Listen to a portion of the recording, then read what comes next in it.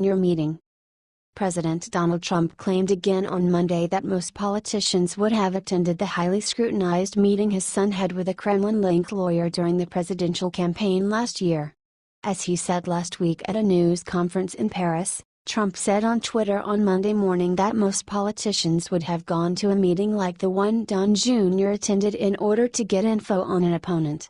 "That's politics," he wrote. The June 2016 meeting, which Donald Trump Jr. agreed to organize after he was told that a representative of the Russian government would provide the campaign with dirt on Hillary Clinton, has become a focal point of ongoing scrutiny into the president's campaign's relationship with Russia. Trump's son-in-law and senior advisor, Jared Kushner, and his then-campaign chairman, Paul Manafort, also attended. Trump Jr. insists that nothing substantive came of the meeting and has similarly defended it as an attempt to gather routine opposition research. The president has said he was not aware that it took place until very recently. A special counsel is probing whether any Trump associates participated in the Kremlin's efforts to interfere in the presidential election, including the cyber attacks targeting Democratic Party officials. The White House has repeatedly denied any improper conduct. Some critics of the president have likened the meeting to prove that the campaign was at least open to colluding with the Russians. After news reports detailed the meeting last week, Trump Jr. released an email chain showing that he had responded to the suggestion of a Kremlin-led effort to help his father's campaign by saying, "I love it." Opposition researchers from both parties have contested Trump's claim that such activity is common or accepted practice. Campaigns and political parties regularly seek out unflattering or compromising news stories about their opponents, but experts said last week that accepting help from an adversarial foreign government is rare and a cause for concern.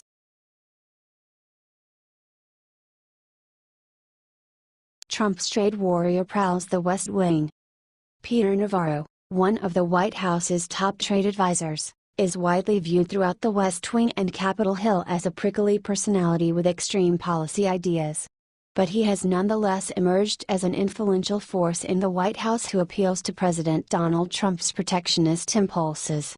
Navarro has earned a reputation for stalking the halls of the West Wing at night and on the weekends to find a moment to slip into the Oval Office to privately discuss trade with the president, according to one White House official and a close advisor to the administration. It's his way of maintaining influence through proximity.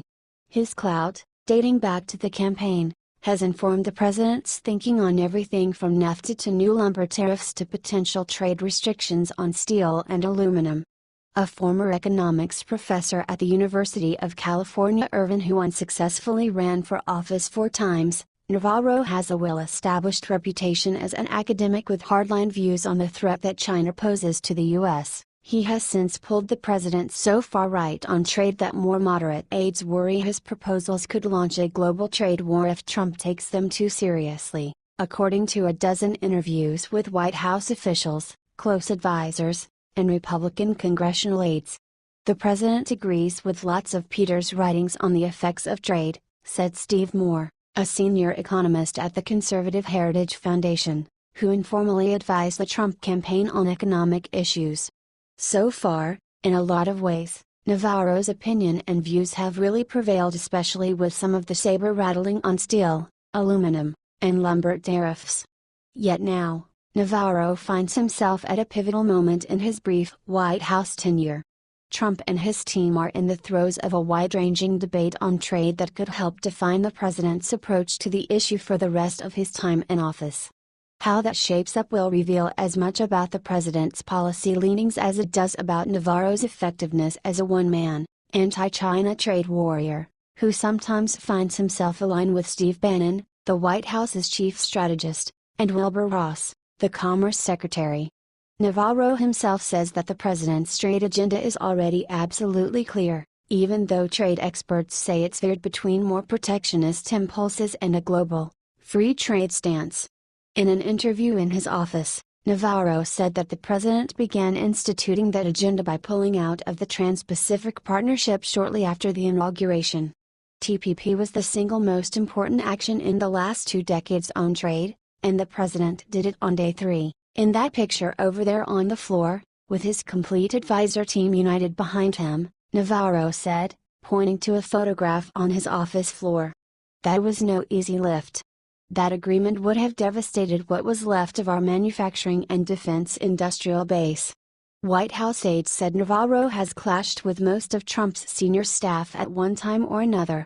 Though he is often philosophically aligned with Bannon, and to a lesser extent Ross, aides said they have sometimes groused about his no-holds-barred tactics, which one aide compared to guerrilla warfare.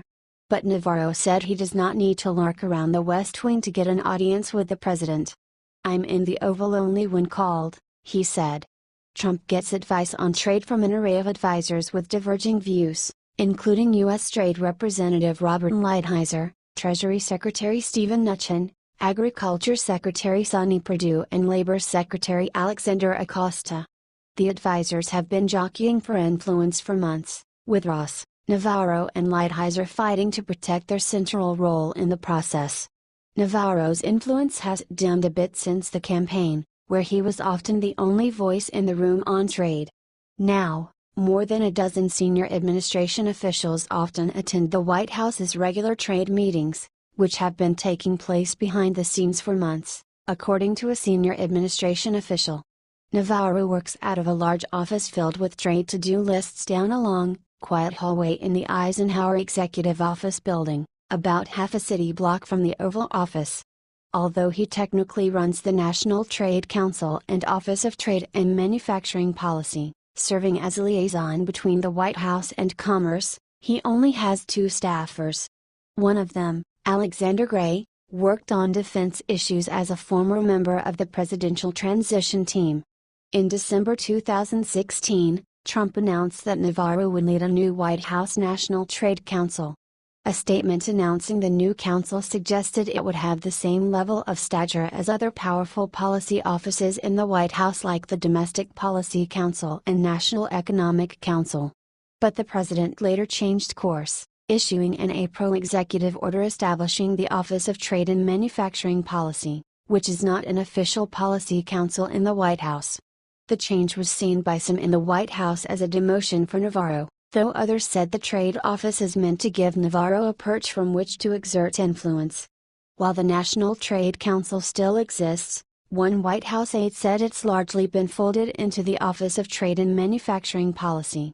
Like any White House where real estate, resources, and staffers confer stature, two aides say Navarro's lean operation can hinder him, especially compared with the staffing might of the Domestic Policy Council or Gary Cohn's 30-person strong National Economic Council. His early days as a White House official were also bumpy, and were it not for his personal relationship with the president, other advisors likely would have sidelined him entirely. In one case, Navarro offended Republicans on the Senate Finance Committee when he met them to talk trade. In his presentation early this year, he lectured and talked down to the lawmakers without allowing for input or consultation, according to two congressional aides present in the meeting and an administration official briefed on it. I'm not sure if he was oblivious that many in the room voted for these trade agreements and therefore, completely disagreed with his entire premise, or if he fully understood that and didn't care, said one of the Republican congressional aides. Both his dictatorial style, as another aide called it, and the policy substance irritated members. Navarro also clashed early on with Kenneth Gister, the former deputy director of the National Economic Council under Cohn and deputy assistant to the president for international economic affairs. Their bickering, along with broader tensions between Gister and other members of the administration, contributed to the decision to nominate Gister as U.S. ambassador to India. Now Gister has been replaced on the NEC with another Cohn ally and former Senate Finance Committee staffer, Everett Disenstadt. He does not share Navarro's protectionist views but has much deeper relationships around Washington that should shield him politically, if Navarro tries to undermine him or they clash, according to one Republican trade expert. Navarro first entered into the Trump 2016 campaign vis-à-vis Jared Kushner, though he and Trump were familiar with one another's work dating back to 2011. As one of the only advisors on the campaign and transition with academic credentials, Navarro's experience helped him build clout in the White House, where aides value loyalty. But Navarro's policy stances have sometimes alienated him from other White House aides. He vigorously advocated for the president to pull out of NAFTA, the 1994 agreement that knocked down trade barriers between the United States, Mexico and Canada. Trump almost did until other White House advisors learned of the plan and enlisted foreign leaders, businesses, and senior lawmakers to lobby the president to remain in the agreement, arguing that leaving would hurt the economy and the supply chain. Instead, Trump said he would renegotiate NAFTA, a blow to Navarro's trade vision. Navarro says that Trump still has the option to pull out of NAFTA, if the U.S. trade representative cannot, in the end, negotiate a good deal for the country. More recently, Navarro has scored several policy wins. In late April, the administration announced that it planned to impose tariffs on softwood lumber imports from Canada. The United States and Canada have been feuding about softwood lumber for decades, and Trump's decision to hit Canada with tariffs infuriated the country's leaders. Navarro declined to comment on his role in it. Behind the scenes, Navarro has also been pushing for a 25% across-the-board tariff on steel imports from certain countries like China, according to two administration officials. Trade experts worry that such a dramatic move would upend global trade practices and cause countries to retaliate, potentially leading to a trade war. The steel tariff discussion that has pitted Navarro, Bannon, and Ross against a bevy of White House advisors including Cohn. The steel issue is not in any way about China per se. It is simply about the fact that our domestic steel mills are under sustained attack from imports from many different countries, raising the very real danger of losing additional steel mills and capacity that we need for our economic and national security needs, Navarro said. White House officials say the president is leaning toward a middle ground approach on steel imports, but they caution that a final decision hasn't been made. Yet this mixed record of success on trade and his reputation as the administration's nutty professor has not deterred Navarro. White House sources say Navarro is pushing nearly 24 different proposals on trade and manufacturing behind the scenes. And Navarro isn't afraid to name-drop the president or Ross in meetings to try to move along his agenda with lower-level staffers who may not completely understand the White House's hierarchy. I don't think there's anybody in the White House who pushes harder for things, who doesn't give up on any idea or draft policy even when faced with hurdles or daunting challenges, one administration official said.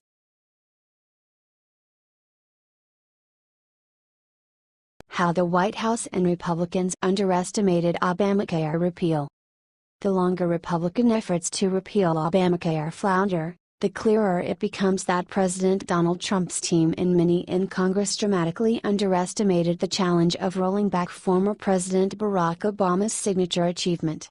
The Trump transition team and other Republican leaders presumed that Congress would scrap Obamacare by President's Day weekend in late February, according to 3 former Republican congressional aides and 2 current ones familiar with the administration's efforts.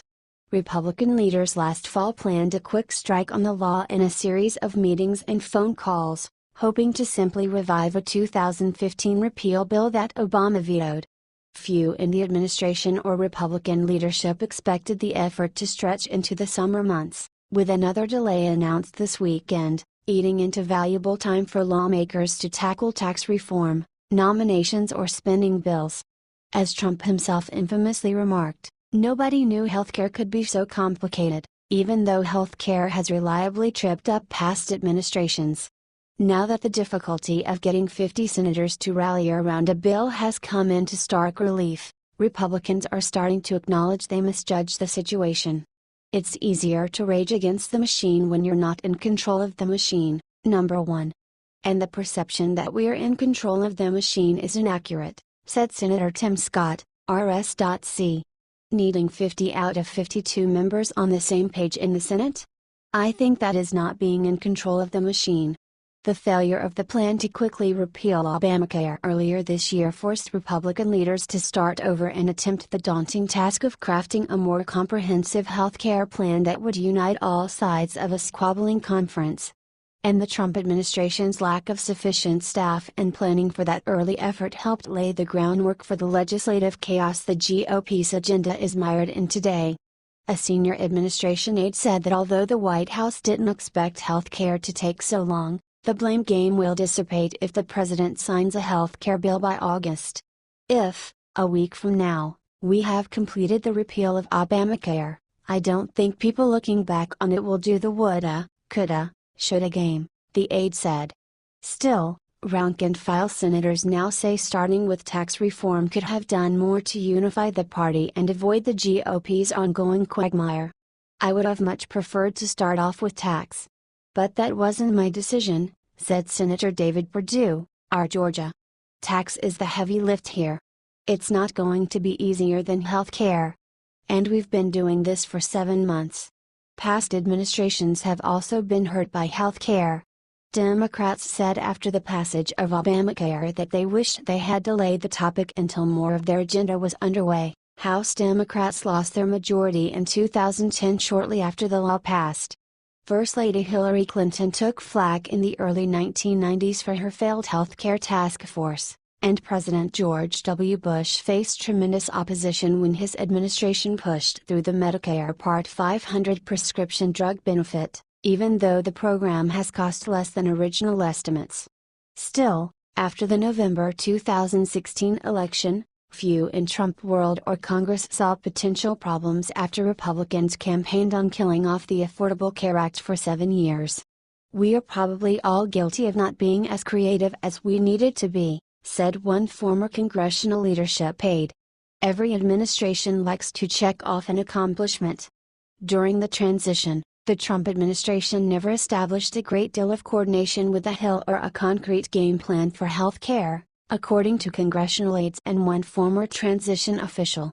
The transition had just a handful of health policy people, who were also tasked with working on the confirmation processes for Health and Human Services Secretary Tom Price and Centers for Medicare and Medicaid Services Administrator Seema Verma. The administration official said the lengthy confirmation process, which he blamed on Democrats, hurt the White House because it meant the administration did not have 2 key health policy experts in place. Helping sort through the process were Mark Short, now the White House Legislative Affairs Director, Rick Dearborn, the White House Deputy Chief of Staff, and Stephen Miller, a senior advisor for policy. All 3 had congressional experience, but several Republicans said Trump's staff lacked experience negotiating or moving major legislation. I just don't have confidence that the administration had the healthcare expertise and policy advice that they needed there, said G. William Hoagland, former staff director for the Senate Budget Committee and former leadership aide to Senate Majority Leader Bill Frist. The result is what we are seeing today. On the Hill leading up to the inauguration, one leading idea was to resurrect the 2015 House and Senate bills that repealed much of the law. Republicans were already on the books supporting the bills, which needed only 50 votes in the Senate instead of 60. But when GOP leaders in January pitched the idea, which involved repealing the law and figuring out the replacement later, they were met with stern resistance from lawmakers worried about constituents who had gained insurance through the 2010 law and who could lose coverage if it were suddenly revoked. Healthcare looks much easier when you're at the talking point level, said Larry Lovett, a senior vice president at the nonpartisan Kaiser Family Foundation and senior health policy advisor during the Clinton administration. It always gets more difficult as you start filling in the details. This was the first hint of real trouble for the Republican health care efforts. Passing a bill they knew would be vetoed under Obama was easy, passing one that would thrust their constituents into uncertainty was riskier. When you're 6 years into a program, to change it when people are relying on it, there's a fear that it may affect their own policies or their own families, said Senator Jeff Flake, R. Arizona. This is tough, this is complex. We knew it would be, but it's really tough. In late January, lawmakers at a closed-door session at a Republican retreat in Philadelphia raised a myriad of concerns about tackling Obamacare, from the contours of the replacement plan to ways to keep premiums affordable. One former Republican Senate aide later called that meeting with Andrew Bremberg, the head of the White House's Domestic Policy Council, prescient, because lawmakers privately raised many of the concerns that have since dogged the bill. At the same policy retreat, House Speaker Paul Ryan laid out a 3-pronged approach to scrapping Obamacare. He wanted to repeal as much of the legislation as possible, eliminate more through deregulation, and then work with Democrats on a replacement, said one former Republican aide. Many Republican lawmakers doubted Democrats would work with them on redoing the healthcare law. The president and one of his former campaign rivals also unexpectedly helped undermine the GOP's repeal plans. Senator Rand Paul, RK, said on television the GOP needed a replacement plan if it was going to repeal the law. Then Trump endorsed that requirement. Their comments caused GOP leaders to start from scratch. Now that the Senate's attempt to revamp the healthcare law has run into roadblocks, with moderates insisting on protecting coverage for their constituents, while conservatives focus on undoing as much of Obamacare as possible, both Paul and Trump have suggested going back to a repeal-only bill. Many Republicans say that's unworkable now. We're not just trying to get rid of the law, we're trying to replace it with something better. Getting rid of it is pretty straightforward, said Senator Marco Rubio, R. Florida. Replacing it with something better is a significant undertaking, but it needs to be done. Now, Senate Majority Leader Mitch McConnell maintains that the Senate will vote soon, though he was forced to delay again while Senator John McCain, R. Arizona, recuperates from surgery. With two Republicans saying they will definitely vote no, the bill could not pass without McCain present. Other senators are still undecided. They're trying to turn around a massive piece of public policy that has been the law of the land for 7 years, said Lan-Hee Chen, policy director for the 2012 Romney-Ryan presidential campaign. One cannot overstate the magnitude of what is being attempted.